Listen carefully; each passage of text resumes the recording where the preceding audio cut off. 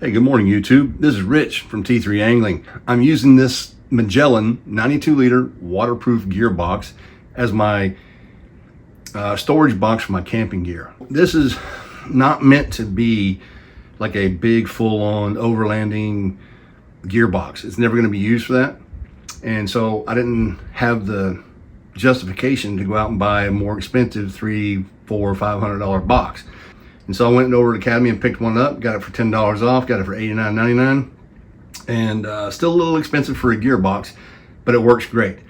So in this video, I'm gonna run you through a hack of how I came up with to store my tent poles or tarp poles in the lid of the box.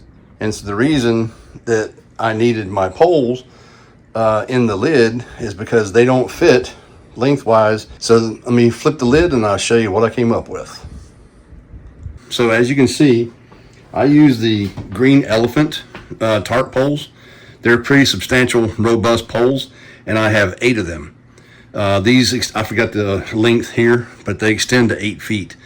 I've never used the full 8 feet because I don't need it, but it's they're pretty substantial poles and they work really, really well. So let me take off the lid. Oh, before I say that, the lid with the tarp poles in there, it wants to lean forward. So what I suggest doing, because it's heavy now with these poles up here, I suggest just attaching the lid when you go to take stuff out of the bottom of your box, because if you don't, you take stuff out of the bottom, it's going to get lighter and this lid's going to fall over, or the box is going to fall over because that lid is much heavier now. So I suggest just attaching the lid all together. Okay, so now for the good part, the actual hack. So what I had to use, or what I ended up using, I should say, is I found these at Home Depot. They're Nite eyes. I know my zoom is messed up here. They're GearPro bundles or utility straps. This particular box came with 2 black ones and a red one. These are doubled up, so there's 2 straps on each side, thus the single red strap remaining. And I needed some 10/32 fine 1-inch screws. And the reason for that is when I took this pouch holder off, I had to unscrew it because I had to swap out some screws, and that's what I wound up doing, and it has worked out perfectly. So how these things work is you got a little pull tab right here. So you got a little keeper right here. All that does is snap. And then I've got another one down here that snaps. That comes right off. So I put both keepers. Remember, this is 2 straps. So you got 2 buckles, one on the bottom side where you can't see, and you got this one that we're going to use to strap it down. I just pulled both these keepers around so I could use them.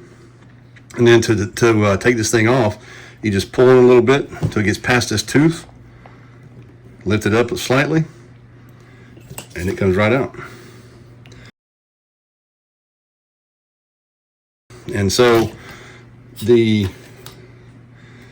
poles, as you can see, fit right in there. So these are the 1-inch screws that I had to use, and I put fender washers on them to hold the thing down because I tried it the first time, and the strap, when I went to pull it, just popped out over the screws. So I put the fender washers on there, and that's how I came up with that. And then when I go to put them together to strap them in there, I just kind of pull them together in the middle. Get my buckle end.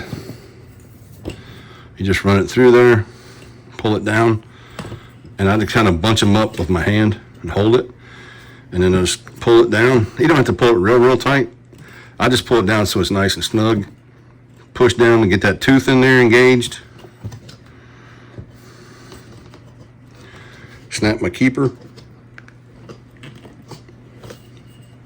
in there like that. Bring this other one up, and the reason why I did this is so it keeps this flap up out of the way. It doesn't get pinched in the box when you still put the lid back on.